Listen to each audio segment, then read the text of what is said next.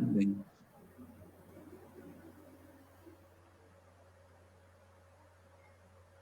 Raquel, as combinações nós já fizemos com a Ana, tá, de ficar em tela e do posicionamento, tá? Certo. Então, se precisar, eventualmente, tirar alguém para reposicionar vocês, a gente vai mexer, tá? Tranquilo. O professor Ney, não sei se ele perdeu o contato lá. Acho que só fechou a câmera ali. Marcos, só estava organizando aqui alguns documentos, mas... Tá.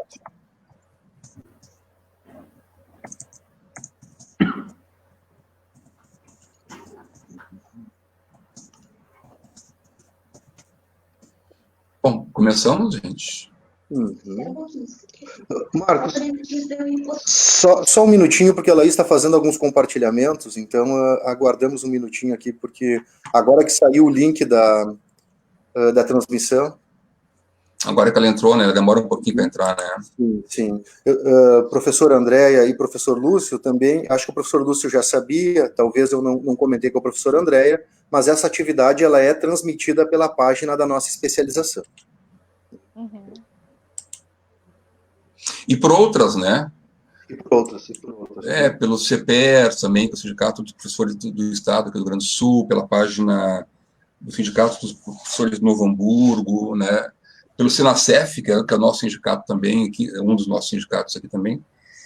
Então, ela tem uma boa quantidade de outros transmissões, né? E aí a gente chega aí 3 ou 4 dias depois aí a 1.500, 1.600 visualizações.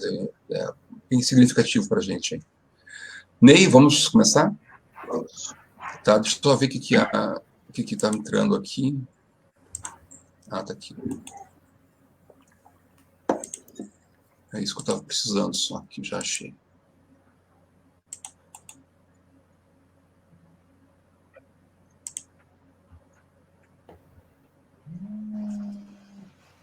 Tá. Bom.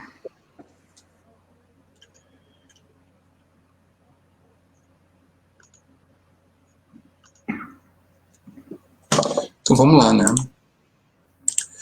Vamos começar? Vamos.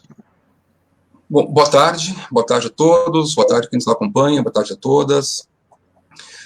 Esse é o projeto de extensão Educação, Ciência e Tecnologia em Debate, promovido pelo NUGED, Núcleo de Gênero e Diversidade, e pela especialização em Educação pela Pesquisa do campus Novo Hamburgo do IFSUL. É a nossa edição número 11, e nessa edição a gente propõe uma discussão sobre o papel do sindicalismo no contexto da pandemia. A gente tem trazido temas diferentes, né, e aproximando a questão da educação com a questão da pandemia, e hoje o tema se aproxima dos servidores que estão dentro desse contexto, né. Para essa fala de hoje, nós temos 2 convidados, que são a professora Andréa Galvão, que é doutora em Ciências Sociais, professora do Departamento de Ciência Política da Unicamp, e integra o programa de pós-graduação em Ciência Política. Ela pesquisa as relações de trabalho e da ação sindical e tem especial interesse na relação entre sindicalismo e outros movimentos sociais. Também está conosco hoje o professor Lúcio Olímpio de Carvalho Vieira, graduado em Química, licenciado em Química, doutor em Educação e professor titular do Instituto Federal do Rio Grande do Sul, IFRS, Campus Porto Alegre. No momento, é o presidente do Sindicato Intermunicipal dos Professores das Instituições Federais de Ensino Superior do Rio Grande do Sul, a DURGS, companheiro aí do ensino de Química de longa data, e parceiro dessas andanças aí pelo Estado na Química, professor Lúcio. Saúdo a ambos, saúdo ao professor Andréa, saúdo ao professor Lúcio, saúdo aos que nos assistem aí. Como sempre, peço que identifiquem, ao se manifestarem pelo chat, a cidade, a instituição ou o instituto ao qual pertencem, para que depois a gente possa fazer a referência mais adiante depois aí. Também agradeço aqui, mais uma vez, as colegas Ana Paula Terra e Raquel, que colaboram com a interpretação em Libras, né? Já estamos juntos aí há 6 edições, eu acho que é a 6ª edição hoje, né? E vocês enriquecem e a gente aumenta o leque de possibilidades de que pessoas mais possam nos assistir e nos acompanhar. E também conosco o colega Ney, colega do campus Novo Hamburgo, e a colega Laís, que está pelos bastidores aí, né? E a quem eu passo a palavra agora nessa abertura, Ney. Uhum. Boa tarde, então, a todas e todos que estão nos acompanhando. Nós estamos hoje na 11ª edição do nosso projeto de extensão intitulado Educação, Ciência e Tecnologia em Debate. Eu sou o Ney Fonseca, professor do IFSU Campus Novo Hamburgo. Como já foi anunciado pelo professor Marcos, este projeto ele é promovido pelo Núcleo de Gênero e Diversidade, que hoje está sob a minha coordenação, e pela especialização em educação pela pesquisa, também ofertada pelo Campus Novo Hamburgo, aqui no estado do Rio Grande do Sul. Este projeto é composto, então, por colegas, pela colega Laís, pelo colega Marcos, e pelas estudantes do curso técnico integrado em mecatrônica, né? Gostaria de agradecer, né, o aceite, a disposição dos professores convidados, da professora Andréa Galvão, do professor Lúcio Olímpio, que já foi apresentado aqui, já foram apresentados pelo professor Marcos. Né? Ambas as trajetórias dos professores convidados nos interessam para falarmos um pouquinho sobre o papel do sindicalismo no contexto da pandemia. A professora Andréa, então, tem direcionado, entre outras perspectivas, a sua pesquisa para a questão do neoliberalismo, a reforma trabalhista, que foram temas da sua tese de doutorado. Por sua vez, o professor Lúcio pesquisou no seu doutorado a questão das políticas públicas para a educação profissional e técnica de ensino médio. E hoje está como presidente da DURGS Sindical, gestão 2019-2020. Bem convidados, o sindicalismo brasileiro recente, também denominado de um novo sindicalismo, sofreu grandes transformações ao longo das últimas 3 décadas, que acabaram por alterar significativamente suas práticas e concepções sindicais. Portanto, a nossa intenção hoje, nossa provocação inicial, é pensar o papel, a função do sindicalismo no contexto da pandemia. Esta reflexão sobre o contexto é para pensar o papel do sindicato numa perspectiva mais global e não apenas como muitas entidades têm apontado no pós-pandemia, pois ainda não sabemos, né, quanto tempo vamos caminhar, né, nesse contexto e com essa dificuldade de saúde pública e que afeta as nossas condições de vida como um todo. Então, eu passo a palavra ao professor Marcos. Queres fazer mais alguma consideração? Não, podemos começar. A gente definiu que iniciamos com a professora Andréa, né, e em seguida passamos a palavra ao professor Lúcio, né? Então, ficaremos em tela, então, só a professora Andréa e as colegas intérpretes, tá certo? Marcos, só mais um pedido. Para aqueles que estão acompanhando essa atividade, por gentileza, se sentirem à vontade, compartilhem essa transmissão para aumentarmos, né, ampliarmos a nossa esfera de debate e acessarmos, né, um número maior de pessoas interessadas em conversar sobre o tema proposto. Bom, boa tarde a todas e todos. Gostaria de começar agradecendo a vocês aqui pelo convite para participar desta atividade, né, que é destinada a discutir esse tema tão importante, que é um tema de atualidade nesse contexto que estamos vivendo, né, um contexto bastante afetado, em que as relações de trabalho elas estão bastante afetadas, né, pela situação em que nos encontramos. Eu quero abordar esse tema destacando aqui 3 aspectos que eu acho que a pandemia coloca em evidência, né? O primeiro é justamente a importância dos trabalhadores e das trabalhadoras. O segundo tema são as dificuldades que atingem os trabalhadores, né? E o terceiro, a importância da coletividade e da solidariedade, portanto, a importância do sindicato, né, como uma das principais formas de organizar e representar os interesses da classe trabalhadora, a despeito de toda a dificuldade e diversidade que a gente tem em termos de situações e condições de trabalho. Então, eu vou aqui falar, nesse terceiro momento da minha apresentação inicial aqui, da atuação do sindicato de uma forma geral, né? Não vou fazer referência especificamente ao sindicato docente, mas a atuação dos sindicatos, né, e os desafios dos sindicatos agora neste contexto. Então, vou falar da importância dos trabalhadores, começar por esse ponto que me parece fundamental, destacando aqui algumas categorias, principalmente as categorias dos trabalhadores, os serviços considerados essenciais, né, na saúde, limpeza, entrega de produtos, né, os trabalhadores muitas vezes são invisibilizados ou que a gente não se dedica muito, né, a observar as condições de trabalho, trabalhadores de funerárias, cemitérios, né, aqueles que estão na linha de frente, portanto, e que estão mais expostos ao risco de serem contaminados, né, e de também transmitir o vírus. Nós dependemos da produção, do abastecimento de alimentos, né, a procura pelo serviço de entrega de mercadorias aumentou, né, as empresas de delivery tem tido muito destaque essa questão, né, dos trabalhadores por aplicativo.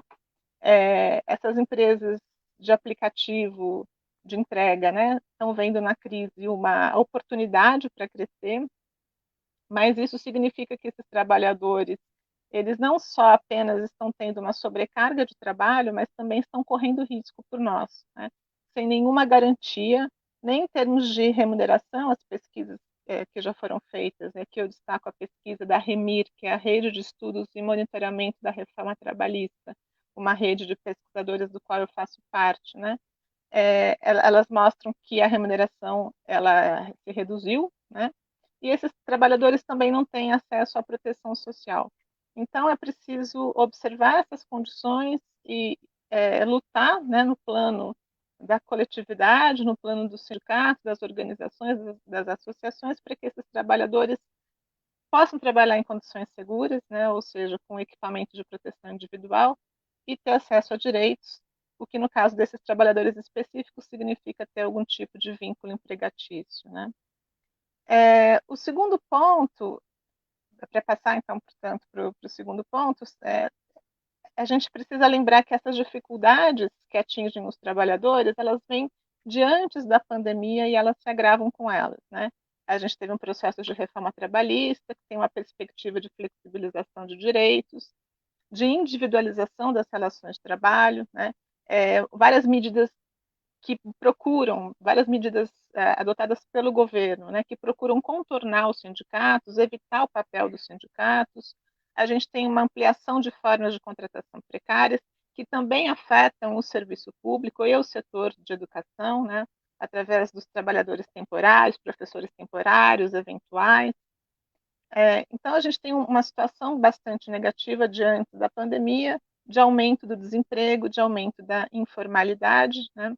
E eu queria falar um pouquinho aqui dessa diversidade das situações e condições de trabalho, destacando alguns aspectos, né? O primeiro é que fazer quarentena ou ter a possibilidade de se afastar do trabalho, preservando renda, né, e de realizar trabalho remoto é uma realidade para poucos, né? Isso é uma realidade para uma parte dos trabalhadores formais e para aqueles que têm geralmente nível superior. O IBGE soltou uma pesquisa da PNAD, chamada PNAD Covid, que mostra, né, essa semana, que mostra bastante isso. Eu vou voltar a essa questão daqui a pouquinho, mas eu queria primeiro apresentar quais são essas diferentes condições de trabalho, né? Nós temos os trabalhadores autônomos e informais, que precisam continuar saindo às ruas em busca do seu sustento diário, né? São justamente esses informais que não têm licença médica e que, se ficam sem ocupação, não têm seguro-desemprego ou qualquer acesso à previdência social. E são trabalhadores que têm dificuldade em manter a sua ocupação e sua remuneração devido ao isolamento social, né? Vamos pensar aqui nas diaristas, nos jardineiros, nos pedreiros, nas manicures, né, nos ambulantes, e eles só podem contar com esse auxílio emergencial de R$ 600 durante 3 meses, que foi o que foi inicialmente definido aí pelo governo, né? E o valor só foi definido dessa forma, quer dizer, só alcançou R$ 600 através da pressão do movimento sindical, através da pressão dos movimentos sociais, né, e num acordo feito com o legislativo. Um outro aspecto também para a gente considerar é que os trabalhadores que têm emprego formal também são afetados pela pandemia devido à paralisação da economia, né? A gente tem setores fortemente afetados, como o comércio não essencial, que sofrem com o fechamento das empresas, com a demissão. Tem alguns setores, né, alguns segmentos que registram um alto índice de demissão, bares, hotéis, restaurantes, pequenas empresas, né? Então, a gente tem aqui também uma condição entre os trabalhadores formais de grande vulnerabilidade, de aumento do desemprego e também de uma pressão empresarial muito grande, principalmente no setor do comércio, pela reabertura do comércio, e uma pressão que expõe os trabalhadores à humilhação, né? A gente viu casos na imprensa aí de trabalhadores do comércio obrigados pelo patrão, né, a pedir a reabertura do comércio, se ajoelhando diante das lojas e tudo mais. Então, é uma pressão para que os trabalhadores se exponham ao risco e também para que abram mão de direitos, né? E isso é feito tanto pelo governo, né, com esse discurso genocida do Bolsonaro, quanto pelos empresários, né? Então, acho que é importante aqui a gente também destacar esse aspecto de que não pode haver dúvidas sobre a importância do isolamento, né? E que os trabalhadores não comprem esse discurso falacioso que faz uma oposição entre saúde e emprego, que é o discurso do governo e o discurso de uma parte importante aí dos empresários. Por fim, a gente tem os trabalhadores sindicalmente representados no setor de serviços e na indústria, que têm feito acordos de redução da jornada de trabalho com redução salarial e acordos de suspensão do contrato de trabalho, e em todos esses casos a gente verifica uma redução da renda, né? uma redução significativa da renda. E, em último lugar, a gente poderia pensar em uma outra situação, que são aqueles trabalhadores em home office, né? E aqui é possível destacar as vantagens e as desvantagens da tecnologia, né? A tecnologia permite que a gente faça uma conversa como essa, né? Mas também ela permite exercer um maior controle sobre o trabalho e aumentar a pressão por produtividade. Isso sem falar nas condições em que o trabalho é realizado, com o trabalhador arcando, né, geralmente com os custos todos, né, de energia, acesso à internet, o trabalhador permanentemente à disposição da empresa, sem nunca poder se desconectar. Então, a gente poderia levantar algumas questões aqui. Como que a gente registra a jornada nessas condições, né? O fechamento das escolas e das universidades estimulou um grande debate sobre o trabalho dos professores, e eu queria, a partir desse exemplo, né, já que estamos aqui falando num evento promovido por professores, né, para professores, fundamentalmente, pensar um pouquinho de como a possibilidade de utilização da tecnologia ela pode culminar na desvalorização da profissão e, no limite, também dispensar o professor, né? Tornar o professor dispensável. Ele pode virar um mero gravador de aulas, né? Aulas que se repetem sem a necessidade da sua presença ou da sua intervenção, né? Acho que a gente tem feito vários debates nesse sentido, e tem um outro aspecto também desse problema, né, que é a desigualdade de acesso por parte dos alunos, né, tanto acesso à rede quanto acesso em termos de equipamento. Então, tudo isso dificulta as condições, né, de ensino. Então, a gente tem também, entre aqueles trabalhadores, né, que fazem home office, problemas, né? Então, eu queria destacar aqui essa diversidade de problemas nos diferentes segmentos de trabalhadores. E para falar do último ponto aqui da minha intervenção, a importância, né, da coletividade, da solidariedade, acho que a pandemia ela deixa isso muito escancarado, né, ela torna isso muito evidente, porque sozinhos nós ficamos mais vulneráveis para enfrentar as adversidades, né? Agora, os desafios dos sindicatos, eles são vários, né? A gente tem os desafios de organizar e representar trabalhadores que vivem nessas diferentes condições de trabalho, né, no setor formal e no setor informal, os informais, os trabalhadores com contratos precários de trabalho, mesmo que sejam formais, e os desempregados, são segmentos não alcançados pelos sindicatos, né, o sindicato no Brasil tem uma baixa capacidade de representar esses trabalhadores. Então, a gente tem um grande desafio de representar e de organizar esse conjunto diverso nesse contexto de adversidade que é marcado por uma tripla crise, né? Crise econômica, crise política, crise sanitária. E, ao mesmo tempo, a importância dos sindicatos mostrarem para os trabalhadores que é necessário lutar por questões que extrapolam o campo econômico, né? Extrapola essa dimensão da renda.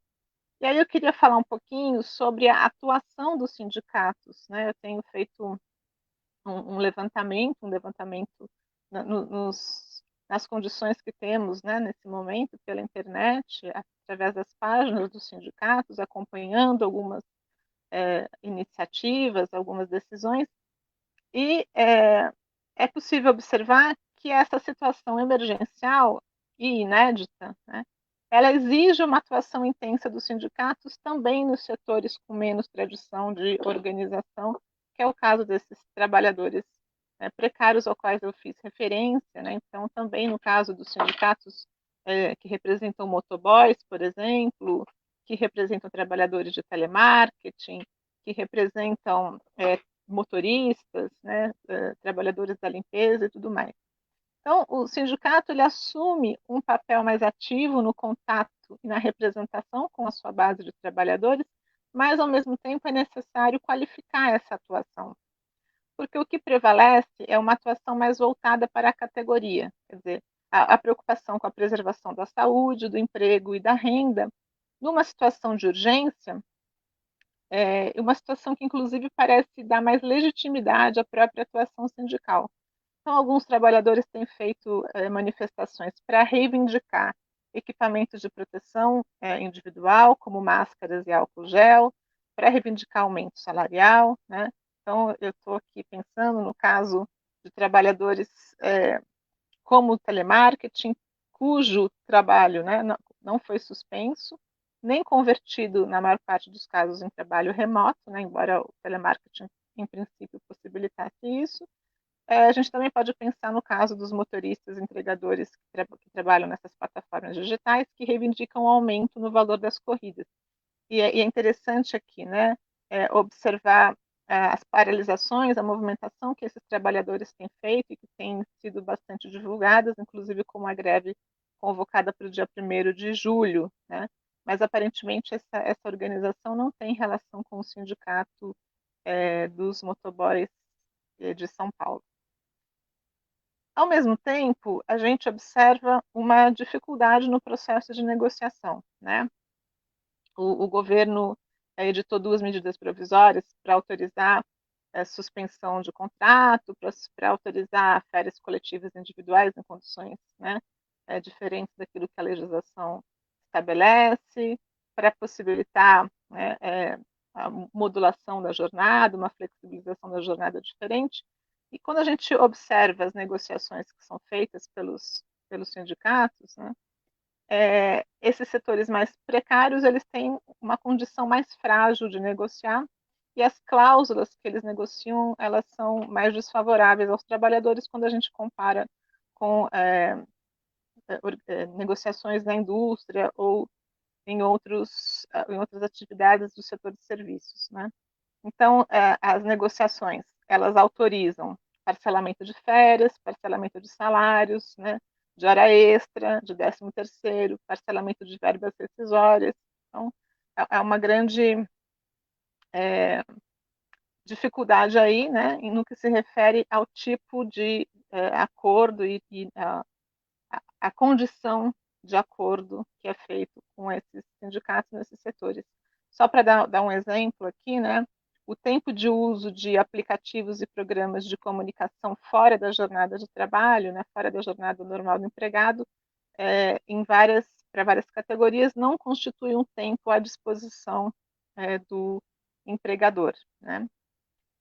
Então, o que eu quero chamar a atenção é que a pandemia, ela traz, né, várias dificuldades. Essas dificuldades, elas são maiores em alguns segmentos do que outros, mas ao mesmo tempo ela estimula a solidariedade, ela tem um potencial maior de sensibilizar os trabalhadores, e há iniciativas interessantes nesse sentido, né? Mas também aqui é preciso fazer uma ressalva, porque, no meu entendimento, ainda que haja ações de solidariedade, elas se dão mais no campo da filantropia, ou seja, elas não são articuladas com ações mais efetivas para além da categoria profissional e não são articuladas com posicionamentos políticos mais amplos em defesa de direitos sociais universais, né? Então, aqui a gente poderia dizer, né, que as centrais sindicais estão olhando para as centrais sindicais, elas promovem uma unificação, né, elas têm conseguido realizar várias reuniões, vários eventos aí para buscar um discurso mais unificado em torno da defesa da renda, do emprego, da saúde, da vida, né? Elas compartilham esses princípios gerais, mas aí tem uma grande dificuldade em fazer com que esse projeto, né, chegue nos sindicatos de base e chegue nos trabalhadores, né? Porque isso significaria fazer com que quem não tem renda tenha condições de sobreviver sem precisar sair de casa, que quem pode trabalhar em casa tenha condições efetivas de fazê-lo, né, com tranquilidade, e que os trabalhadores tenham seu emprego garantido mesmo que não tenham condições de comparecer ao trabalho, né? E aí acho que para tentar entender essa defasagem entre aquilo que é definido no campo mais abrangente das centrais sindicais, esse discurso, né, político mais amplo, e o que acontece nos sindicatos de base e o que chega para os trabalhadores, né, acho que é preciso identificar aqui alguns problemas organizativos e político-ideológicos, né?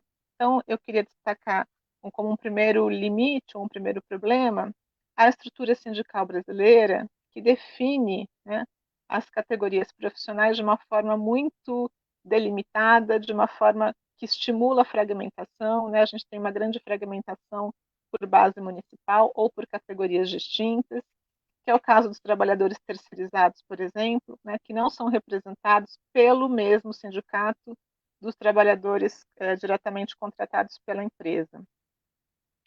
Uma outra questão é que, embora a maior parte dos discursos sindicais aponte para a importância do papel do Estado, não há, a meu ver, um discurso consistente em defesa dos direitos dos trabalhadores, né? A defesa está muito circunscrita à categoria, aos impactos da pandemia sobre cada uma das categorias. Pouco se fala na defesa da saúde pública, por exemplo, de uma forma, né, geral, ou da necessidade de uma legislação mais inclusiva e mais protetora para todos, né? Então, por exemplo, renda mínima é algo que está em discussão, né, que começou a se tornar mais evidente por conta discussão toda sobre auxílio emergencial, mas é algo que não chega muito nos sindicatos de base, não chega nos trabalhadores, né? O mesmo em relação à proibição de demissões. Pensar uma medida, né, uma modificação na legislação que durante a pandemia impeça as demissões, né? Isso também não chega mais na base. Ou seja, os sindicatos, né, com poucas exceções, eles não disputam o conteúdo do direito. Tá? Se a gente for olhar no Brasil, tem 11.500 sindicatos. Essa discussão está sendo feita pelas centrais, né? E os sindicatos filiados às centrais, muitas vezes, eles ignoram esse debate ou eles não levam esse debate para a sua base. Então, eles acabam fazendo uma defesa muito genérica e muito passiva, né? Sem apresentar demandas concretas e sem se envolver nessa proposta mais política articulada pelas centrais. Tá?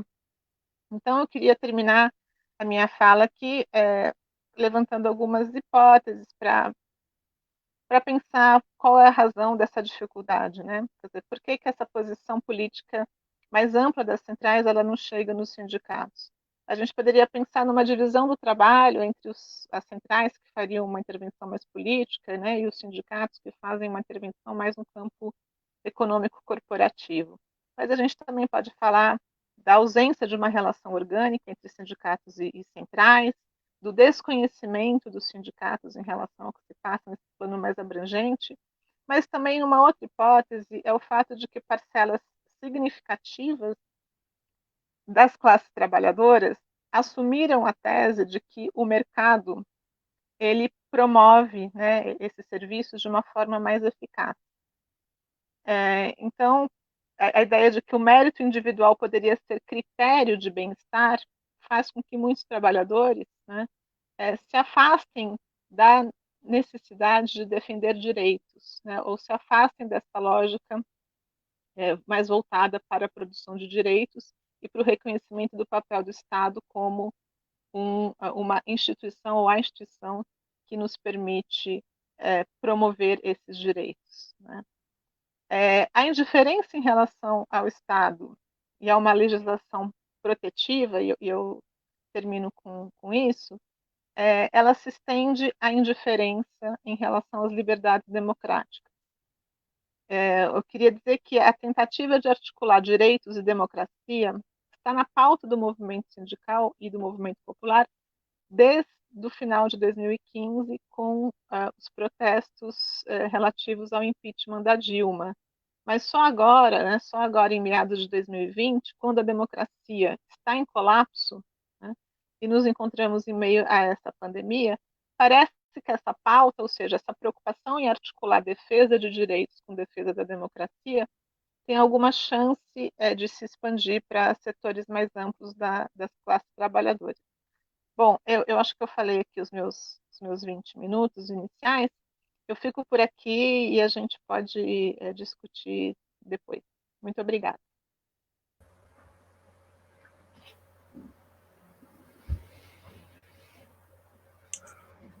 Agora sim.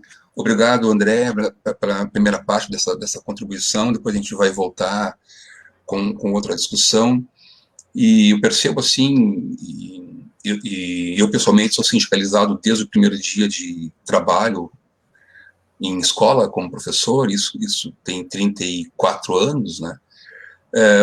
Que já se discutiu mais isso dentro de escolas, né? Hoje a gente não discute, a gente sente uma ausência da presença sindicato e mesmo um temor das pessoas em levar adiante pela questão que a gente passa hoje em dia aí, né?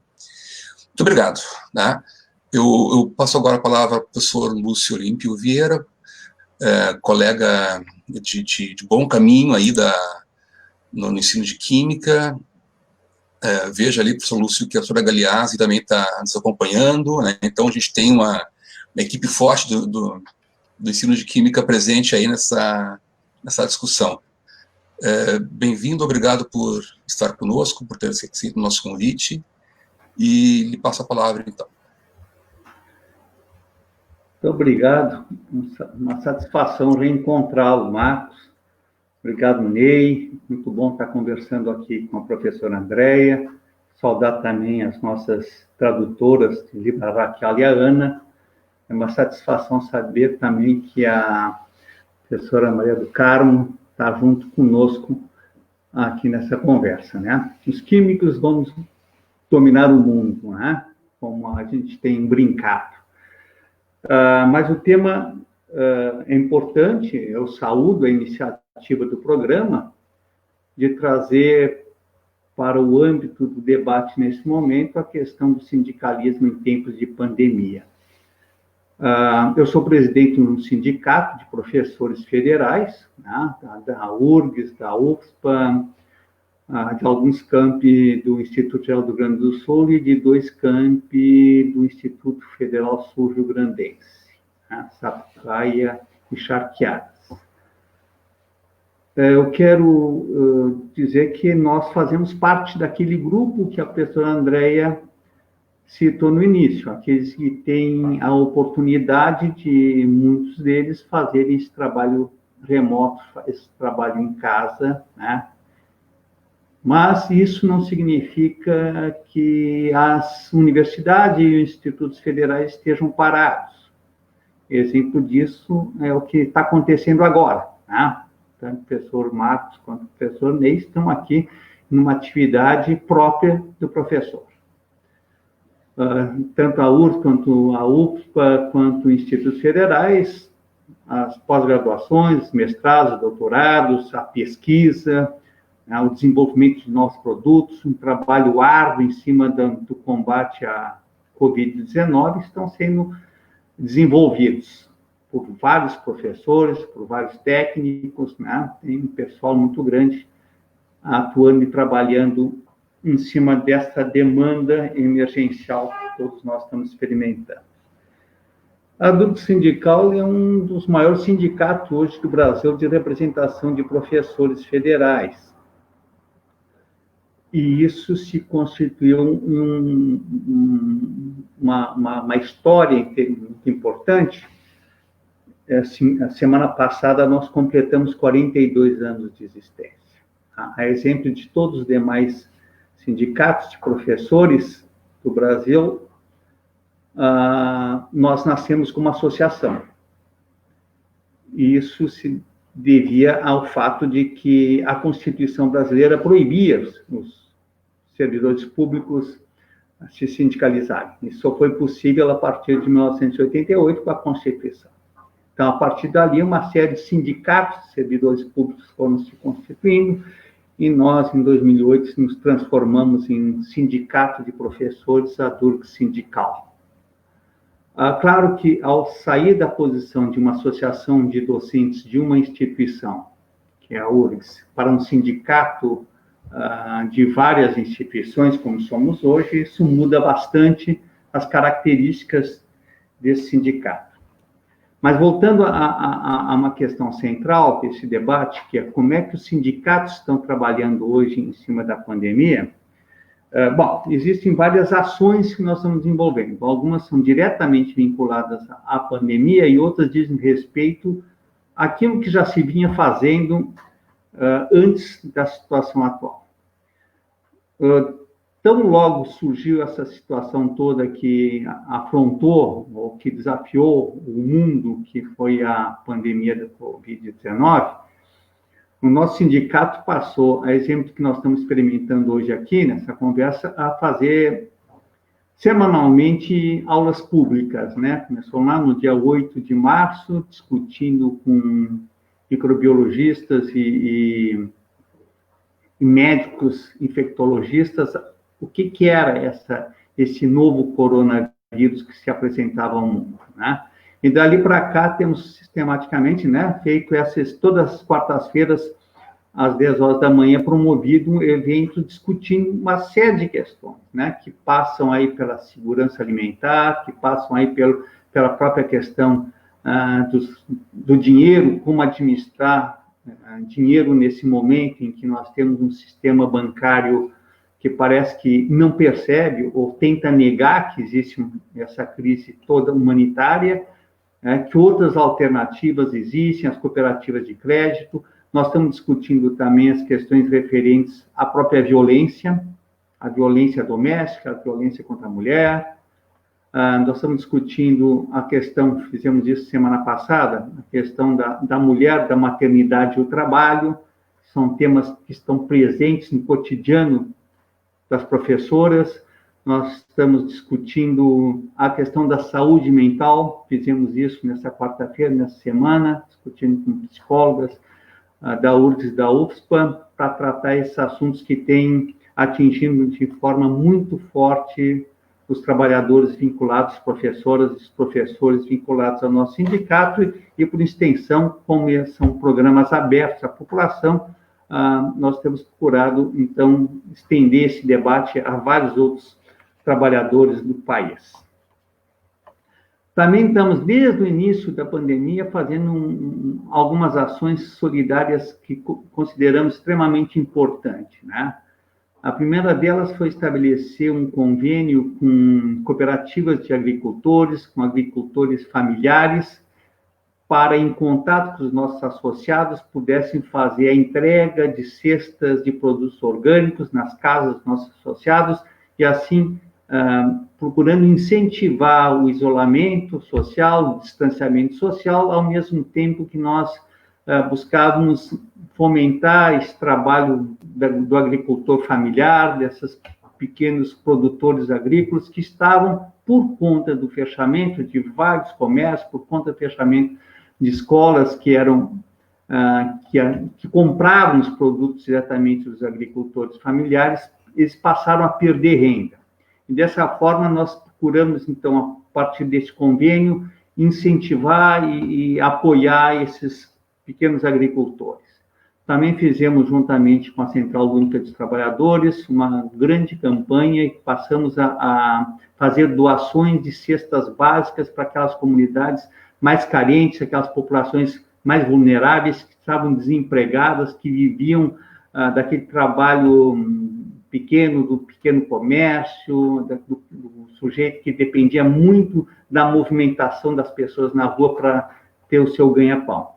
E dessa forma passamos a fazer uma série de atividades e incentivar outros sindicatos a também ter essa presença, que é uma atividade de humanidade, né? De reconhecer no outro uma fragilidade que, se nós podemos ajudar, nós estamos ajudando. Abrimos uma conta também para que qualquer cidadão, incentivamos os professores a ajudar, depositando nessa conta uma cooperativa de crédito, para que, de posse desses recursos, pudéssemos ainda mais aumentar esses auxílios.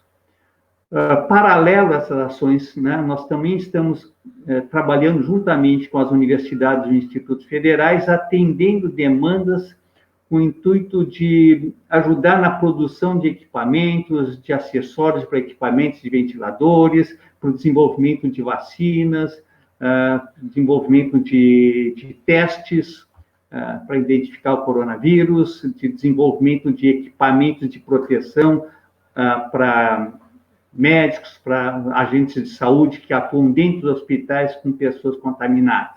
Então, o sindicato tem buscado atuar em todas essas frentes, porque entendemos que isso também faz parte da nossa atividade sindical. Então, por um lado, tem essa nossa preocupação em formação, né, com as nossas aulas permanentes.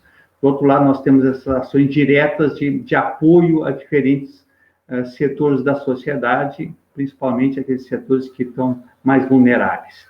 Procuramos estabelecer e ampliar nossas relações com vários sindicatos, sindicatos de professores estaduais, sindicatos de outros setores da economia. Estamos permanentemente trabalhando juntamente com a Central Única dos Trabalhadores, a qual nós somos filiados, e procurando estabelecer sempre essas pontes necessárias para que se possa, juntamente, fazer frente aos desafios que estão colocados aí. Agora, por outro lado, quer dizer, além dessas questões próprias do momento de pandemia, nós temos desafios que são anteriores a esse, tá? Nós estamos enfrentando um governo que, desde o momento que foi eleito, estabeleceu uma série de políticas econômicas, políticas sociais que estão estranhas aos interesses dos trabalhadores, interesses da sociedade brasileira como um todo, né? Nós temos uma série de leis sendo encaminhadas, aprovadas, implantadas, que vai desde a reforma da Previdência, passa para a reforma trabalhista, carteira verde e amarelo, aquela questão do que o acordado vale mais que está na lei. E, olha, e quando a gente está numa situação de um país que está com mais de 12 milhões de desempregados, né, quando a questão do salário, por conta desse gigantesco desemprego, é pressionada para baixo, esses acordos sempre são acordos que tendem a prejudicar em muitos trabalhadores e aqueles que vivem do salário. Tá? Então, nós estamos enfrentando um governo com essa característica. E, ao mesmo tempo, no campo da educação, é só a gente assistir, quem foram os ministros da educação desde o primeiro dia de governo, nós vamos perceber que esses ministros não têm nenhuma afinidade com a educação. Não tem como propósito, como proposta, a defesa da educação pública, das instituições federais, sejam elas universidades, sejam elas institutos federais de educação. Né? Então, esse é um outro enfrentamento que nós temos. Percebe-se, né, em todas as iniciativas que surgiram dentro do governo em relação à educação, sempre foram, de alguma maneira, retirar o caráter público das universidades e dos institutos federais. Né? É o projeto Futurice, que tentava, inclusive, tirar o próprio poder de gestão pública das universidades para transferir para organizações sociais, externas da universidade, procurando formas de obter lucros, formas de obter algumas vantagens privadas em cima daquele conhecimento que vem sendo desenvolvido dentro da universidade federais no país. Não são pequenos desafios que nós estamos enfrentando aí. Pode parecer que os professores têm garantido seus salários, mas isso é uma força da lei. Primeiro, porque nós estamos trabalhando. Né? Se existe alguma coisa que não está sendo feita e algo que está sendo debatido muito dentro das nossas instituições, é como atender aquela parte do nosso trabalho que são as graduações. Né? São os cursos de graduações que as universidades e os cursos técnicos que os institutos federais também oferecem juntamente com as suas graduações. Esse é um desafio que está colocado dentro de um quadro extremamente delicado, difícil, que põe em risco a vida de pessoas, mas como nós podemos atender talvez a maior parte dessa população que nós sabemos que se estão nas instituições públicas, é exatamente porque são as que mais precisam do nosso trabalho. Então, esse é um debate que está colocado para nós, como fazer esse enfrentamento, como superar essas dificuldades, principalmente quando a gente também percebe que não se deslumbra num cenário muito promissor. Né? Não parece que dentro de 15 ou 30 dias ou 45 dias nós vamos ter o retorno. Não é isso que nós estamos percebendo num país, principalmente como um país que não tem um comando, né? Nós não temos nem ministro da saúde, né, capaz de dar uma orientação geral para enfrentamento dessa situação aí.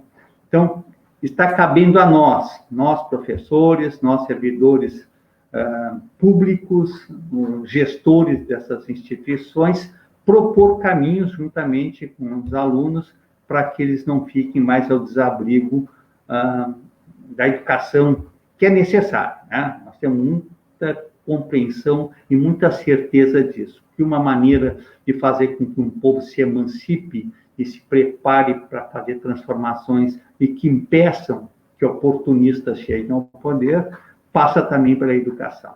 Então, esse também é um papel que o sindicato tem procurado desenvolver, promover esse debate entre os nossos professores, esse debate com os nossos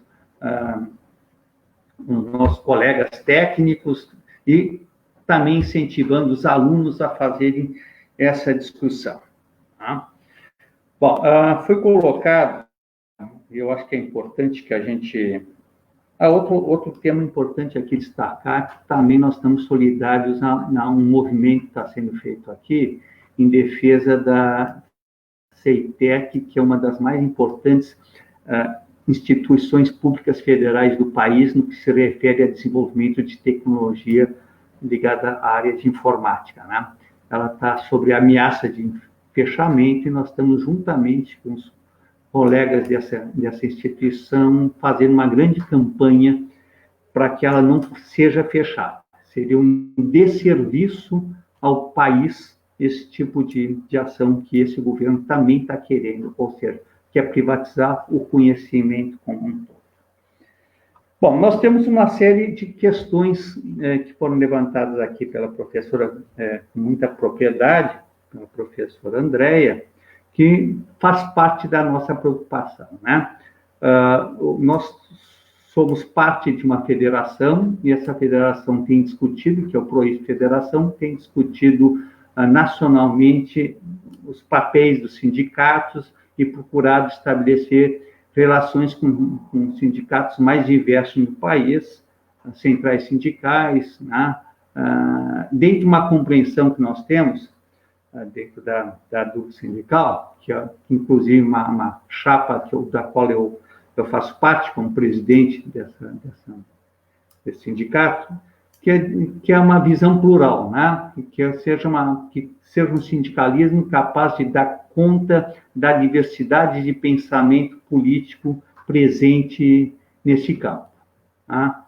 Obviamente que nós temos os limites, não seria possível ter dentro do sindicato, na direção do sindical, pelo menos na nossa visão, pessoas que são contra a organização sindical, ou que sejam a favor da privatização das nossas universidades, que sejam contra a democracia como um valor importante para toda a população. Mas, fora disso, nós entendemos que o sindicalismo brasileiro precisa ter essa percepção, principalmente no momento que nós estamos vivendo, da necessidade da unidade, desse compromisso de luta em defesa da democracia, em defesa da vida. Tá? Claro que isso não exclui aquelas questões que são próprias daqueles que vivem no trabalho, que são as questões dos direitos ao trabalho, que é a questão dos direitos salariais, que é as questões dos direitos às condições de trabalho adequadas e da saúde do trabalho. Mas nós nos irmanamos com aqueles setores todos da sociedade que tenham um compromisso com a democracia, né? Acho que é isso que está sendo extremamente ameaçado nesse momento no Brasil pelo perfil desse governo que nós estamos enfrentando desde o ano passado, né? Agravado pela crise. Eu diria o seguinte, que nós já vimos num momento extremamente delicado de enfrentamento, que o movimento sindical estava tendo muita dificuldade de reação por conta do elevado índice de desemprego, por conta do achatamento salarial e por conta de um quadro político nacional bastante desvantajoso para os trabalhadores em geral, né? Com a pandemia, isso tudo é agravado, porque, por um lado, a gente percebe que uma falta de comando central para fazer esse enfrentamento da questão da saúde, por outro lado, o oportunismo de setores empresariais e de setores do governo comprometidos com o grande capital, que é aquilo que a gente pôde ver naquela gravação, né? Vamos aproveitar o momento para ver se passa a boiada toda e a gente consegue implementar todas as coisas que sejam de interesse desses setores que estão hoje encastelados no governo. Portanto, piorou muito para nós todos a situação e que vai exigir de nós, e está exigindo de nós, uma grande unidade. E essa grande unidade passa pela compreensão do momento que nós estamos vivendo. Não é momento, e aí fica aquele apelo, né, para diferentes setores sindicais. Não é momento para a gente procurar descobrir quem é mais combativo, ou quem está mais no campo da esquerda, né? Quem tem mais razão. Mas o momento é de nós unirmos as nossas forças e nos comprometermos com fazer que os sindicatos estejam associados na defesa da democracia, na defesa do Estado Democrático de Direito, na defesa da vida, para fazer o enfrentamento disso que nós estamos observando hoje aí, né? Eu não sei qual é o tempo que eu tenho, eu acabei me perdendo não sei se o Marco pode me ajudar um pouco aí, ou o Ney. Tem mais um momentinho? Mais 5 minutinhos, sim. Ou já foi? Mais 5 minutos. Mais 5 minutos, tá bom. Então, eu quero aproveitar nesses 5 minutos para fazer uma pequena... Eu acho que está faltando, e aí me permite falar um pouquinho menos como um presidente de sindicato e um pouco mais como quem tem estudado algumas questões na política sindical, é que a percepção que a gente está tendo, que tem uma história no sindicalismo há muito tempo, que esse novo sindicalismo que se reivindica, que é um sindicalismo que deve estar particularmente associado com a compreensão de como é que se constrói o Estado capitalista e como é que se constrói nesse momento as questões referentes à acumulação do capital, porque se os sindicalistas hoje que estão ocupando as centrais sindicais, a direção dos momentos, não compreenderem os fenômenos que estão acontecendo de transformação do modo de produção da sociedade, da nova forma de acumulação do capital, da nova forma de organização da produção, das novas relações de trabalho que estão acontecendo no Brasil e no mundo, vai ser muito difícil que se compreenda como fazer esse enfrentamento. E acaba a gente assistindo algumas repetições históricas de formas de reação à maneira com que se assira os processos de exploração, que são, né, que se remonta a mais de um século. Tá? Isso não vai ajudar o movimento sindical. E eu trago essa questão aqui porque o debate que se coloca hoje sobre o uso ou não de recurso tecnológico ou de um ensino mediado por tecnologia, às vezes explicita essa percepção que eu entendo equivocada. Tá? Não é o uso da tecnologia que vai retirar do professor a importância dele no papel. A tecnologia tem que ser entendida como um recurso importante para melhorar o acesso ao conhecimento. E em tempos de pandemia, em tempos graves como esse, nós, professores, que nos orgulhamos de ser os detentores de muito desse conhecimento, temos por obrigação apresentar respostas emergenciais para esse momento para a sociedade. E o uso das tecnologias, o uso da internet, o uso de várias interfaces faz parte disso, não único, porque nós temos que reconhecer que parte da sociedade não acessa eles.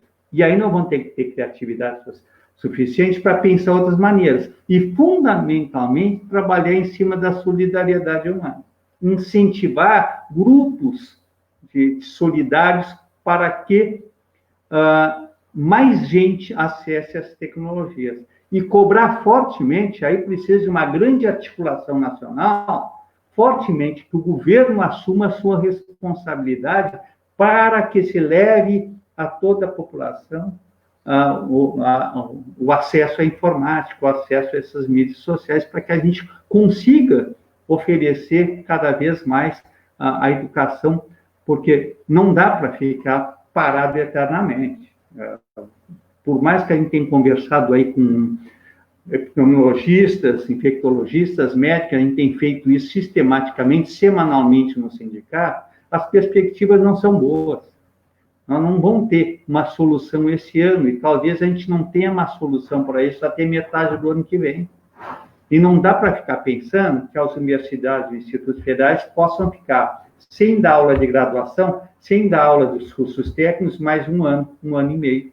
Tá? Não é humano, não é justo isso com as pessoas que mais precisam.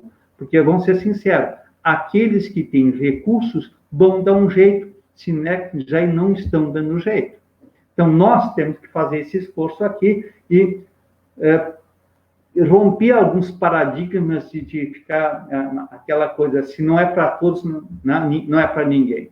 Isso não faz parte do nosso vocabulário. Nosso vocabulário, e daqueles que sempre lutaram, se tem poucos acessando, nós temos que lutar que para mais acesso. Nós queremos 100% acessando.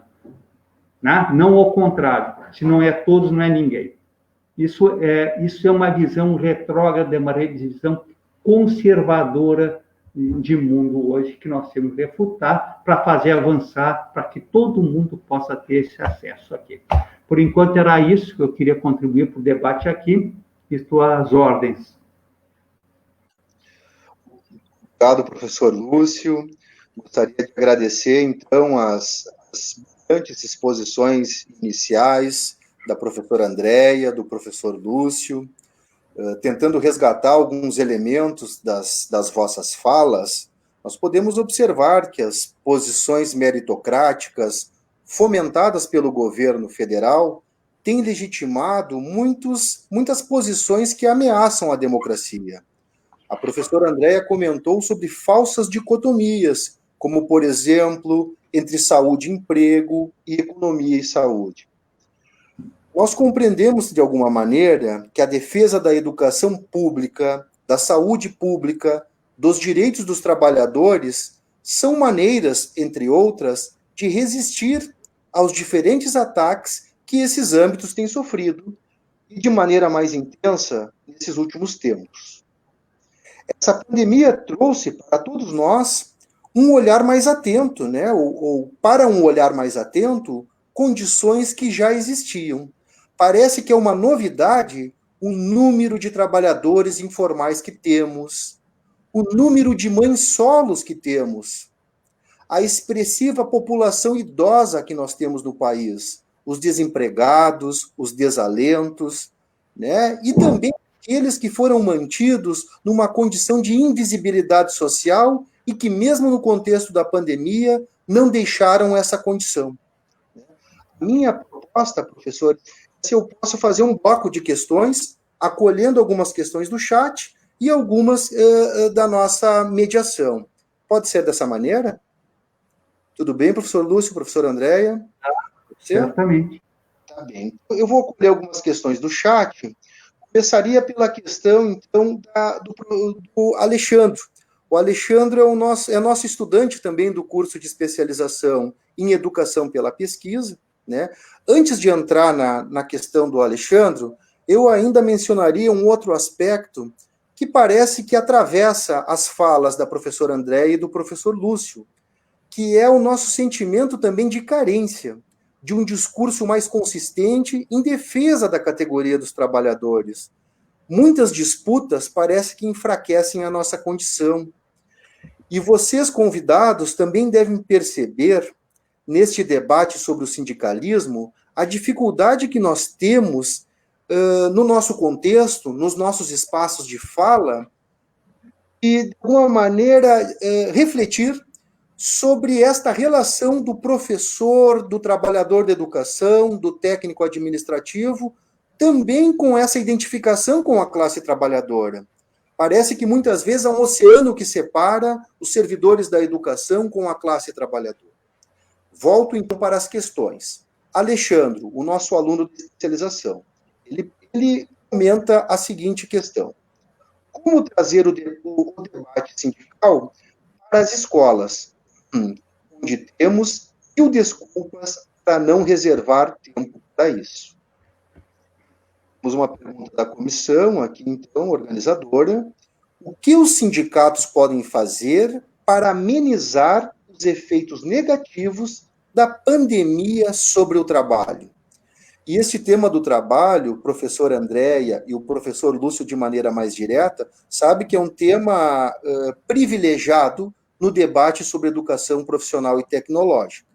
E é nessa perspectiva que eu já faço a terceira pergunta da nossa colega, Laís Basso, que é expressa da seguinte forma: que princípios da educação profissional e tecnológica não podem ser silenciados nos debates sobre a retomada do calendário letivo?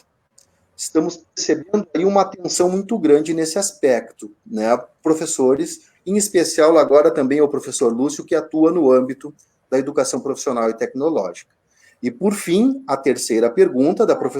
quarta pergunta, da professora Galeazzi, que é uma pesquisadora também da educação pela pesquisa, da pesquisa como princípio pedagógico, e ela pergunta a seguinte questão: tenho visto no Estado a compra de softwares para as aulas. O que os sindicatos pensam sobre isso. Sei que são perguntas amplas e que direcionam também para uma diversidade de perspectivas, mas os convidados podem ficar à vontade para comentar de maneira livre, como bem acharem melhor.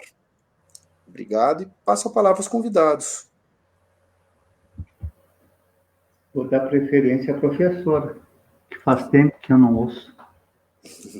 Vou começar, então, a fazer aqui algumas reflexões aqui a partir das questões que vocês enviaram. Agradeço ao professor Lúcio pela exposição. Acho que é sempre muito interessante, né, escutar não só um colega, mas a experiência de alguém que está à frente, né, de uma organização sindical docente, e a realidade, né, dessa organização sindical, as iniciativas que tem feito, que são muito interessantes, né. Eu vou fazer um comentário, acho que eu vou seguir a ordem das questões em relação à repulsa ao sindicato, né.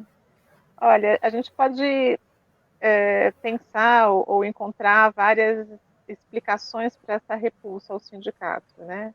A gente tem desde sindicatos que não representam os trabalhadores, a gente tem uma realidade sindical, né? Acho que eu insisti nisso na minha fala. A realidade sindical no Brasil ela é muito heterogênea, a gente tem sindicatos bastante atuantes, bastante organizados, com tradição de organização, e a gente tem sindicatos que são muito distantes da base e que não atuam efetivamente para organizar e para representar os interesses da sua base, né? Até 2017, a gente tinha a cobrança do imposto sindical que assegurava a sobrevivência financeira desses sindicatos, né? Desses sindicatos, eu estou falando aqui de sindicatos do setor privado, né? Que arrecadavam o imposto sindical. E esses sindicatos, eles estão diante de uma situação bastante difícil, né? Não só aqueles que não representavam efetivamente, mas os sindicatos, de modo geral, perderam muito a sua arrecadação financeira, também por conta do aumento do desemprego, também por conta do trabalho precário, né? Então, essa questão da representação, acho que ela é uma primeira questão para a gente abordar, para pensar esse distanciamento, né, ou essa repulsa. Então, a gente teria que pensar um pouco se esse é o caso do sindicato, né? Eu não sei, acho que quem fez a pergunta foi o Alexandre. Não sei qual é o sindicato que te representa, Alexandre, no percebi aí, né? Você é um professor de escola, é isso? Você é professor da IFE? Ele é nosso estudante do curso de especialização e professor do Estado do Rio Grande do Sul, eu acredito. Professor do Estado do Rio Grande do Sul, tá certo. Bom, então tem que pensar um pouco nisso, né? O que o sindicato efetivamente tem feito para representar? Os sindicatos do setor de educação no Brasil, eles são, em geral, bastante atuantes, né? Então, a gente teria aqui uma outra questão, que não seria exatamente essa de sindicatos não representativos. A gente teria que pensar um pouco as condições do trabalho docente, né? A questão do acúmulo de horas-aula, né? Assim, o tipo de trabalho que o professor faz, as condições objetivas, as condições materiais dos professores, que fazem com que os professores fiquem 40 horas ou mais do que 40 horas, né? Muitas vezes em sala de aula, não sei exatamente qual que é a realidade no Rio Grande do Sul, mas aqui no estado de São Paulo, né? Os professores, eles têm uma jornada de trabalho muito extensa, acumulam trabalho em mais de uma escola, em 2, 3 escolas, né? Isso faz com que a sua disposição, a sua energia para poder se dedicar ao trabalho sindical, ela seja reduzida, ela seja bastante afetada. Então, a gente tem que pensar nas condições de trabalho que podem gerar essa repulsa.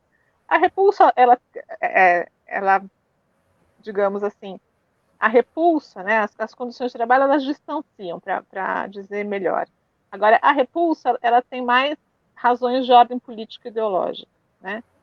A repulsa em relação à orientação política daquela direção, então existem disputas, existem críticas em termos de projetos, né, que aquela direção representa, aquele projeto não representa os meus, né, a minha maneira de ver, a minha ideologia, os meus objetivos ou aquilo que eu espero encontrar num sindicato. Isso provoca repulsa, né? Tem muitos que vão dizer, olha, o sindicato tem uma atuação política demais e deveria olhar mais para as condições de trabalho, mais para as condições econômicas dos trabalhadores e não se envolver em disputas políticas. Então, a gente tem embates ideológicos, a gente tem posicionamentos aí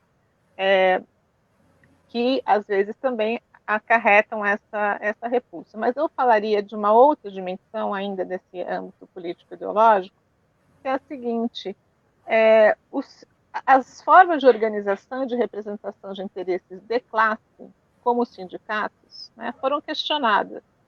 Foram questionadas ao longo dos anos 80, foram questionadas ao longo dos anos 90. O neoliberalismo, como uma ideologia, né, dominante que se impõe, estimula a busca de soluções individuais, desestimula a busca de soluções coletivas. Então, muitos trabalhadores, né, e os docentes não escapam a essa condição, acham que eles fazem melhor em assegurar suas condições de sobrevivência, em assegurar a sua condição material aí, dando mais aula, ou se qualificando no tempo vago para que ele possa ascender na carreira, né?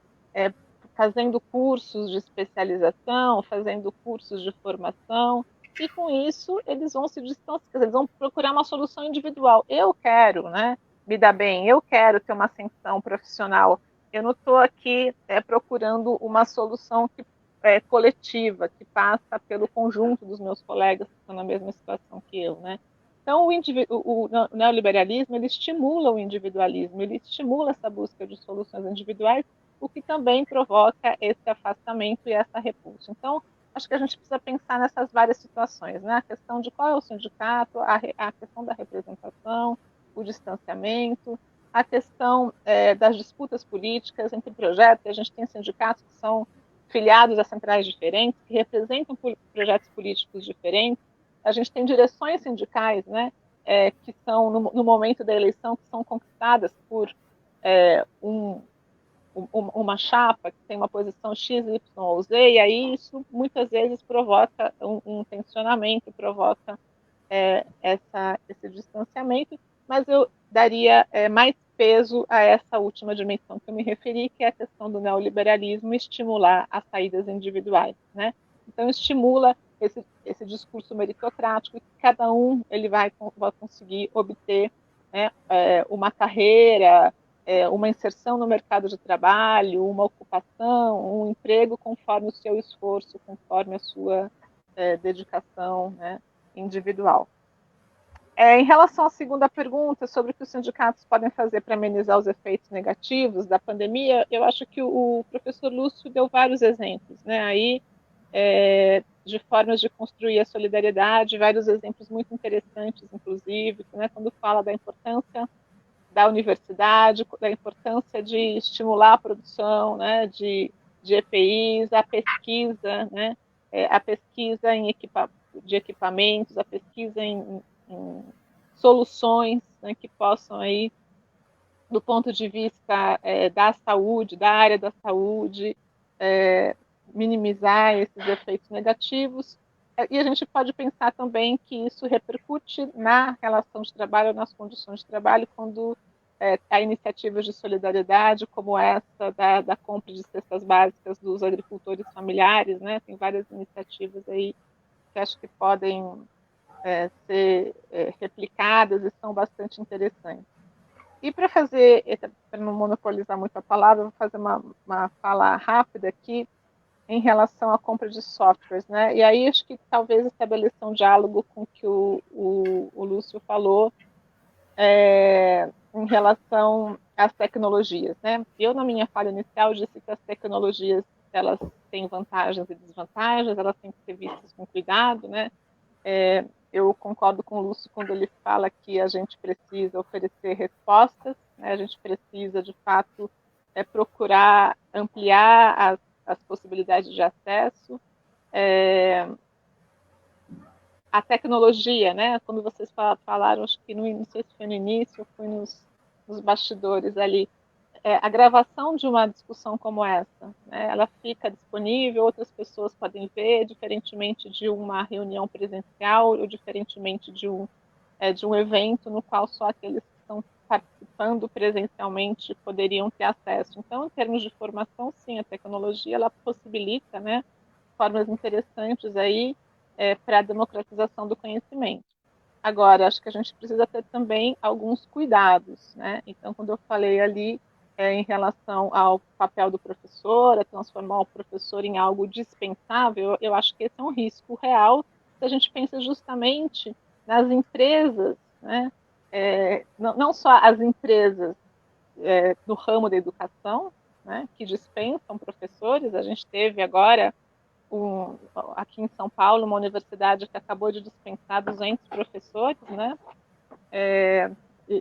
dispensou esses 200 professores pelas plataformas mesmo que ela utiliza para poder ministrar suas aulas. Então, os professores eles correm o risco de ter o seu saber expropriado e transformado num produto vendido por plataformas, né? Vendido por esses programas, por esses softwares. Acho que essa é uma realidade que a gente também precisa enfrentar, né?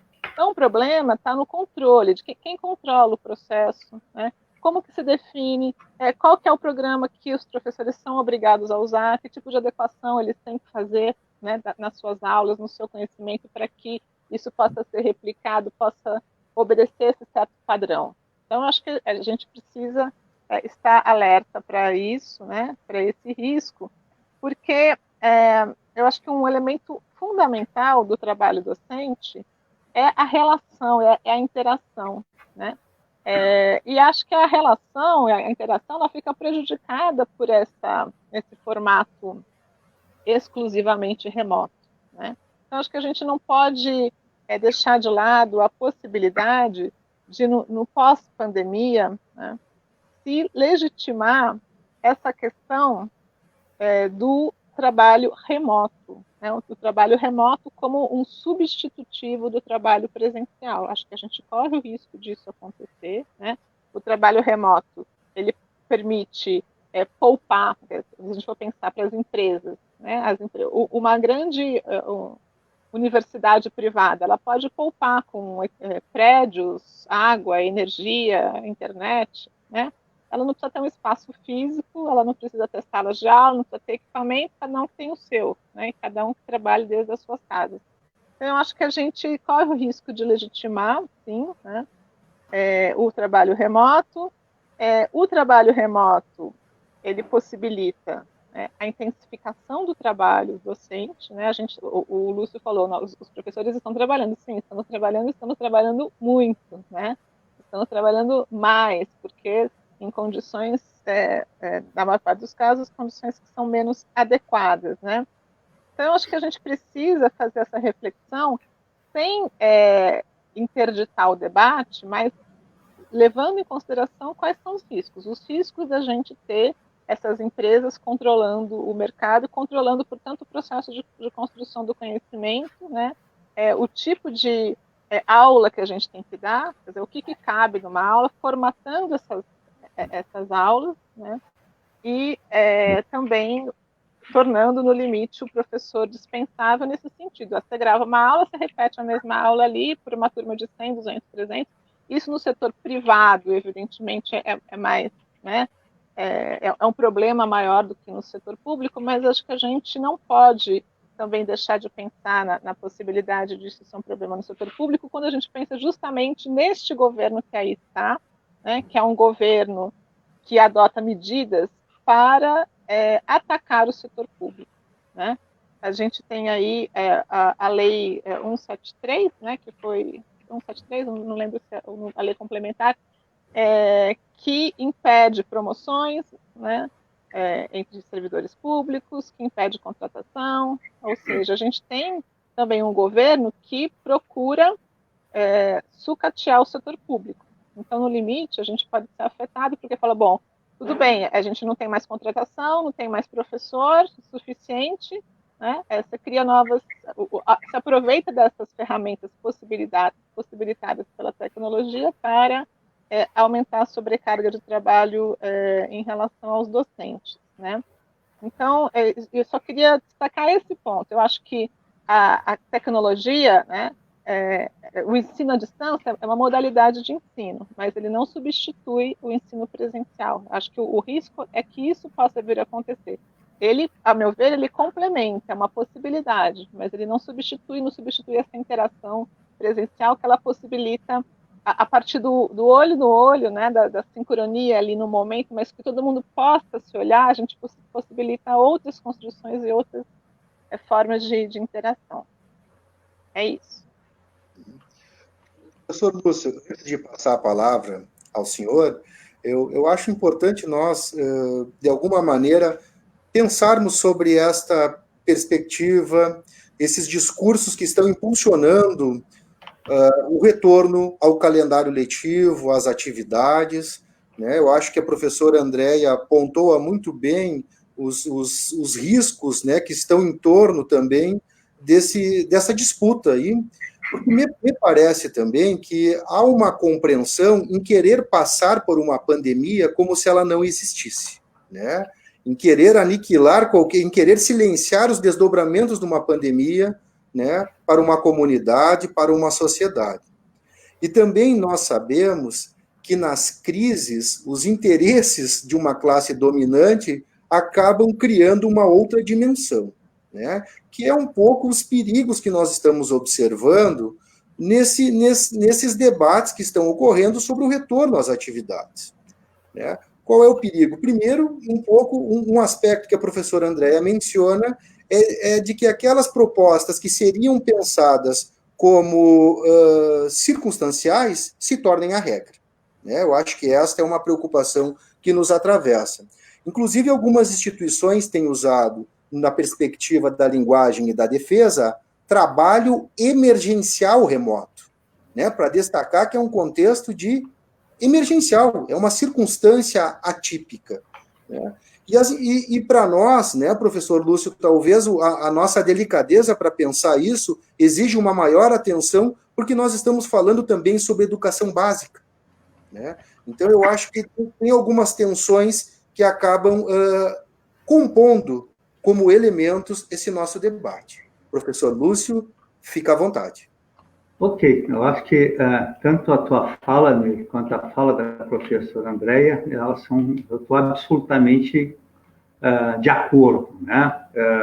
A pandemia desnuda de forma muito cruel as desigualdades sociais que já existiam e agudizam, né? Piora muito, expõe muito mais as pessoas que uma população, e olha, só essa liberação dos recursos aí dos R$600 por mês, nem o governo tinha ideia do tamanho do que era a miséria desse país, né? São 40, 50 milhões de pessoas buscando esse recurso.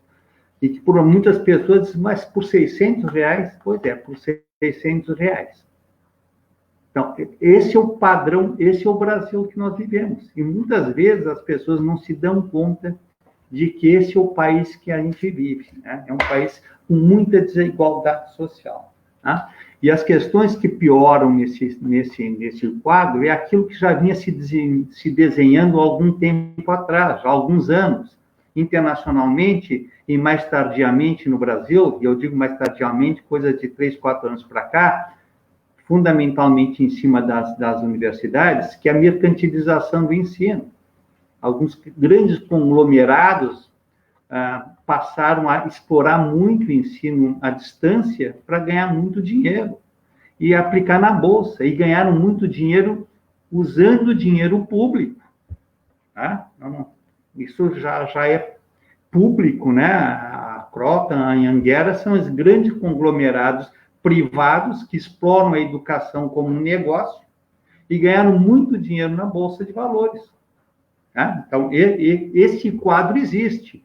E claro que uma situação emergencial como essa que nós estamos vivendo, que passa necessariamente impede o ensino presencial, esses grupos tentam, de alguma maneira, ganhar dinheiro.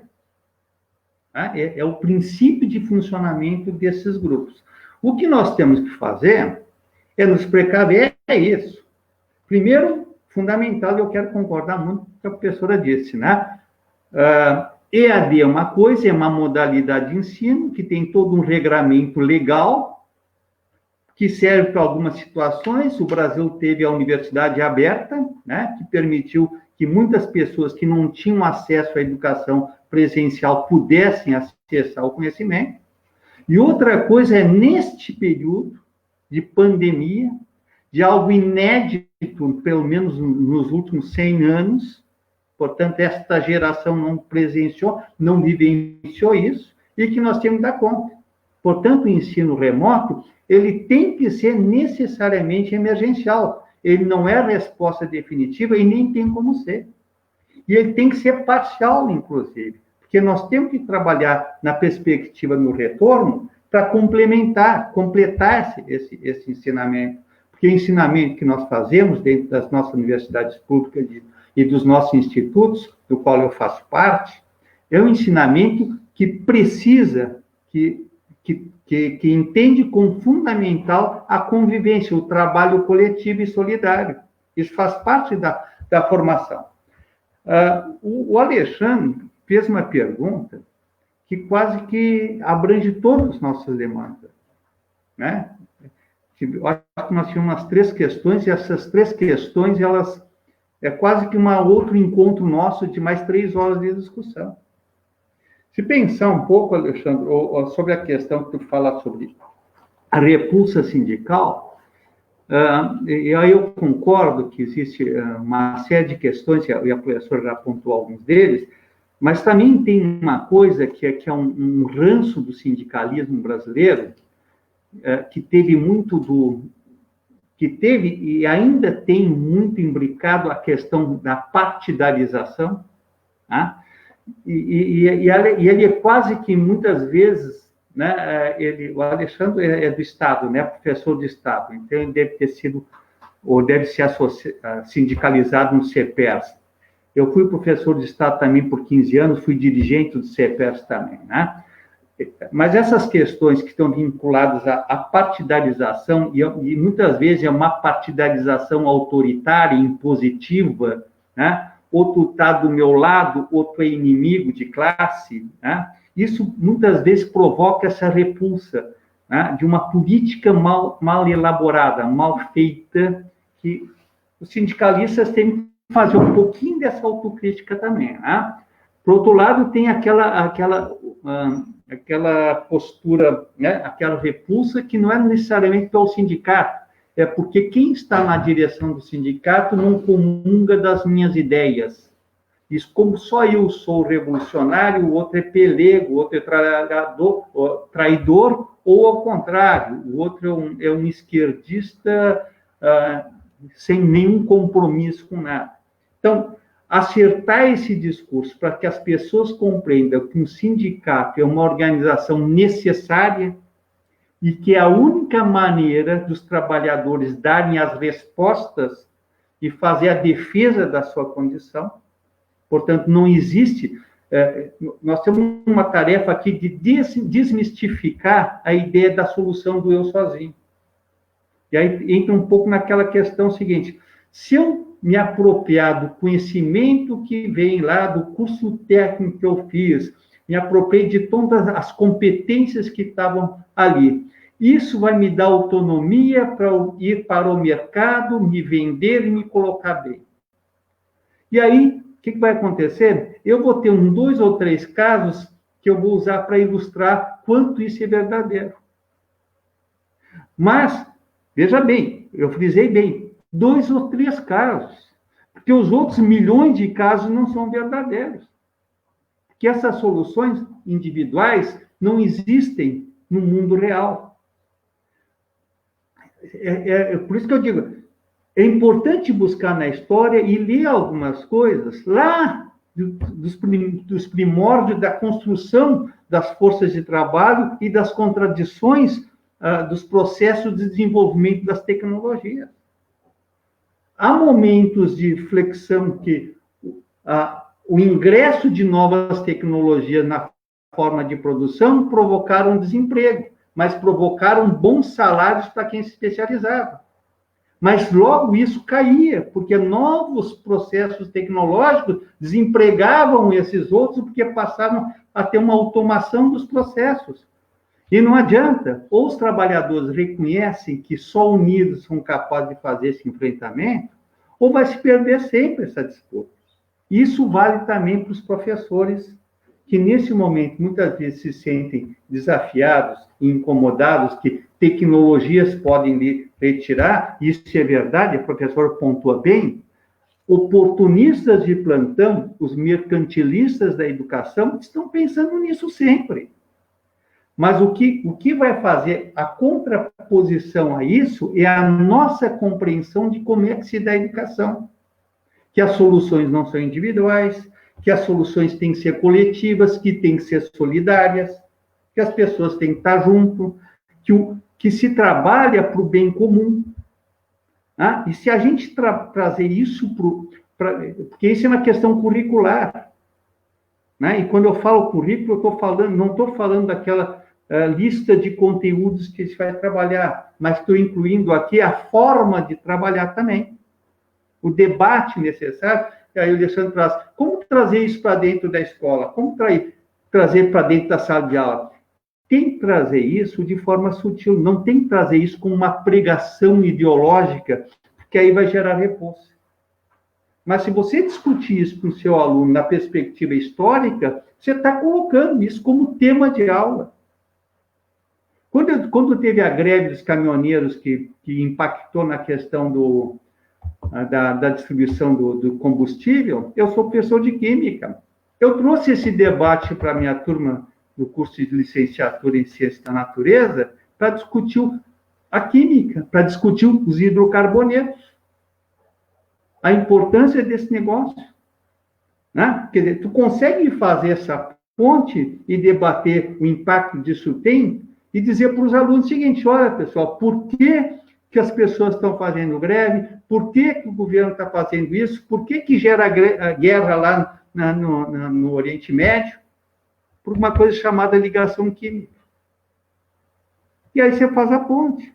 E ninguém vai te dizer, olha, a escola sem mordaça, né? Que foi uma outra luta que a gente impôs isso aí.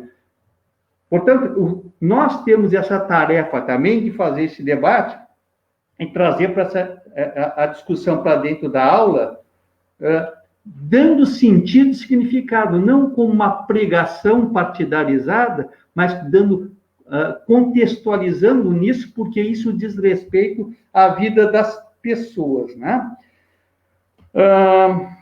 A Laís, princípios que não podem ser silenciados. Bom, eu acho que é isso tudo que eu estou falando aqui, são as questões que fazem que o princípio da educação profissional não pode ser silenciado nos debates sobre a retomada do calendário letivo. Acho que, talvez, e se eu entendi bem a pergunta é essa, que toda formação profissional necessariamente é uma formação coletiva, é uma formação humana, e esses são princípios caros para a educação, eles não devem ser deixados de lado. E, por último, a professora Galiás levanta a questão dos softwares. Olha, nós temos que ir além disso. Nós temos que, primeiro, são obrigações, nós temos que ter políticas, e essa é uma exigência que nós temos que fazer de pressão sobre os governos, tem que ter políticas de inclusão tecnológica da internet para todo mundo. Não é possível que a gente viva no século XXI com tal miséria de acesso. Tá? Então, os governos têm que comprar software, mas tem que fazer, na época da pandemia, exigir que essas empresas de comunicação abram seus canais de comunicação para todo mundo.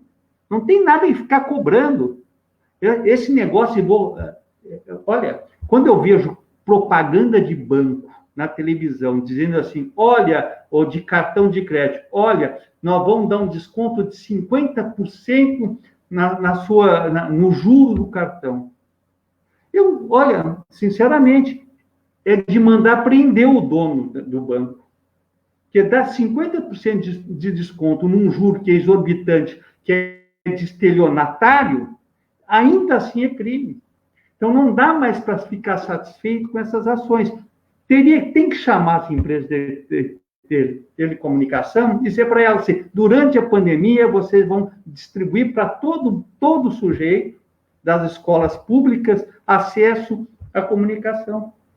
E isso não vai, olha, podem ter certeza, não vai quebrar nenhuma delas.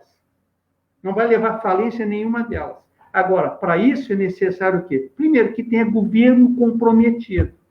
Segundo, que as pessoas reconheçam isso, as pessoas têm que desmistificar isso. Ah, eles são tão bonzinhos, esses empresários estão ajudando, etc. e tal. Não estão, pô. Tudo que está acontecendo no Brasil hoje é produto de uma política equivocada, que não é de agora. Não vamos nos iludir. Nós tivemos no Brasil, desde o final da ditadura, governos conservadores, governos progressistas, governos conservadores, governos progressistas. E nós continuamos tendo um contingente de populacional na miséria nesse país, uma taxa de desemprego gigantesca nesse país, Olha, para encerrar minha fala aqui, no Brasil, não vamos nos iludir, a universidade é privada. 75% das vagas das universidades brasileiras estão nas mãos de instituições privadas. E isso acontece há quase 30 anos. Então, não é novidade. Ou a gente abre os olhos para essa situação e, efetivamente, o momento da pandemia deve nos provocar essa ira, essa vontade de mudar, ou a gente vai continuar ainda fazendo de conta que a gente vive num mundo ideal. Era isso. Desculpe se me alonguei. Não se alongou não, professor. A gente tem o tema que é instigante, que provoca discussão, e as questões aí dos que nos assistem, elas levam a várias direções, né? Então a gente tem sempre a vontade de contribuição. Antes de passarmos para uma palavra final dos nossos dois convidados, a gente quer primeiro anunciar que na semana que vem nós continuaremos com essa discussão, né? Com uma proposta, né, de ação sindical no contexto da pandemia, como enfrentar as desigualdades no campo da educação.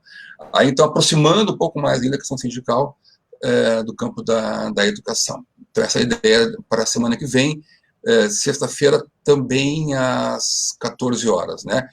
Estarão conosco aqui na semana que vem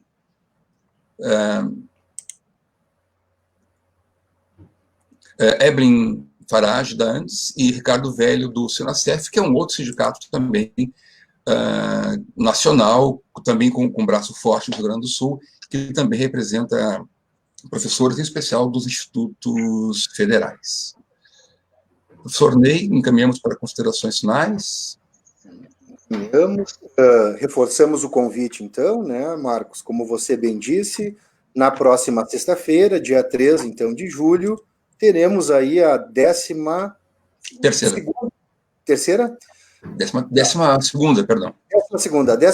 edição do nosso projeto, né? Então, teremos aí a presença da secretária-geral do ANDES, Seção Nacional, a professora Evelyn, teremos o nosso companheiro aí, o professor Ricardo Velho, né, também representando o Sinasef Nacional. Daremos desdobramento a esse debate, mas eu gostaria, mais uma vez, de reforçar o nosso agradecimento à professora Andréia, que gentilmente, né, no primeiro momento, já se dispôs, e mais uma vez é um prazer escutá-la, professora Andréia, ao professor Lúcio, que também, com toda a gentileza e de pronto, atendeu aí, pela mediação do professor Marcos, o nosso convite. E eu agradeço a Ana e a Raquel, porque elas aqui desempenham uma função importantíssima no campo das políticas públicas, no campo da educação, que é alargar a esfera do debate, permitir a inclusão, né, de um número maior de pessoas para debater temas pertinentes que fazem aí a ideia do fio condutor do nosso projeto. Acho que nós passamos agora a palavra, então, aos convidados, na perspectiva, assim, de considerações finais, 2, 3 minutinhos, né, e aí vocês se sintam à vontade aí para fazer o encerramento aí das contribuições. Começar, professora Andréia, pode ser? Gostaria de agradecer vocês novamente pelo convite. e dizer que foi uma satisfação poder escutar, né, o professor Lúcio, vocês, as considerações de vocês, Marcos e Ney, as questões que foram trazidas aqui pelos participantes, né? Acho que esses debates eles são fundamentais para que a gente possa avançar na reflexão, para que a gente possa se fortalecer, né, como coletivos, como sindicatos, como professores, né, e levar um pouco esse desafio, né, para os nossos locais de trabalho, para as nossas organizações, né? Acho que e só para terminar aqui com uma reflexão que eu acabei deixando de lado na minha intervenção anterior sobre os softwares, né? Pensar um pouco no papel da universidade pública e da ciência que se faz na universidade pública, né? Algo que a gente aqui na Unicamp discutiu muito quando abriu a Unicamp para usar, né, a plataforma Google e tudo mais. Será que a gente na universidade não tem condição de criar, né, a partir da nossa ciência, softwares específicos próprios para que a gente utilize, né, nas universidades, nas escolas públicas? Será que a gente precisa comprar isso dessas grandes empresas? Bom, elas são grandes empresas, né? Elas oferecem soluções muito rapidamente, tem condição de produzir, tem condição de vender em grande escala e mudar muito rapidamente de acordo com, né, essa dinâmica que elas controlam. Mas será que na universidade a gente não tem condição de produzir alguma coisa alternativa, softwares alternativos, softwares livres, né? E não precisar nos submeter a essa ditadura dessas grandes marcas, né? Acho que é uma questão que a gente pode deixar aí, talvez, para que os nossos colegas que trabalham, né, nessa área de ciência dura e com produção, né, de tecnologia, nos ajudem a pensar e a enfrentar, né? Será que a gente tem condições de fazer isso? Obrigada. Professor Lúcio. Bom, eu quero primeiro parabenizar vocês pela produção desse trabalho que você tem feito já esses encontros aqui, já está na 11ª edição.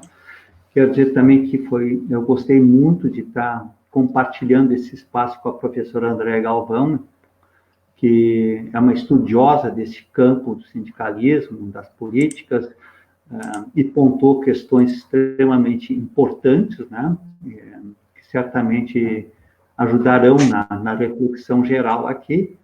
Dizer que nós estamos sempre à disposição, né, para discutir os assuntos que dizem respeito a não só esse momento, mas em outras oportunidades.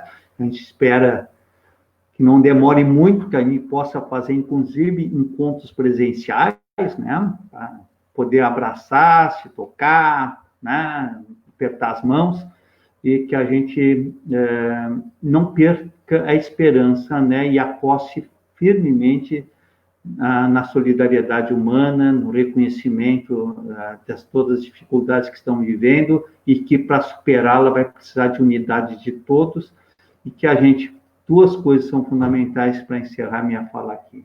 Primeiro, né, a necessidade de que se faça uma grande união, uma grande aliança nacional em defesa da democracia nesse país, em defesa da vida. Tá? Era isso, fica um abraço para todo mundo aí. Muito obrigado, professor Lúcio, muito obrigado, professora Andréa. Foi uma atividade marcante, a gente vai ter uma boa repercussão dela também. Essas lives, elas estão sendo transcritas, né, dentro de um projeto de extensão que nós temos, e depois se vai trabalhar a partir dos relatos que estão aí, né, com a análise das falas. Agradeço mais uma vez a professora Andréa, professor Lúcio, agradeço mais uma vez também a Ana Paula e a Raquel pela colaboração com a interpretação em Libras, ao colega Ney, a colega Laís, que está nos bastidores por ali, né. Anunciamos, então, para semana que vem, sexta-feira, 14 horas, mais uma edição do nosso projeto, e esse material de hoje, ele fica disponível, o vídeo, a gravação dele lá no Facebook, na nossa página, daqui a alguns minutos, né, ela já entra lá e fica disponível para quem quiser assistir em outro momento. Então, agradeço a todos, mais uma vez, boa tarde e um bom final de semana a todos.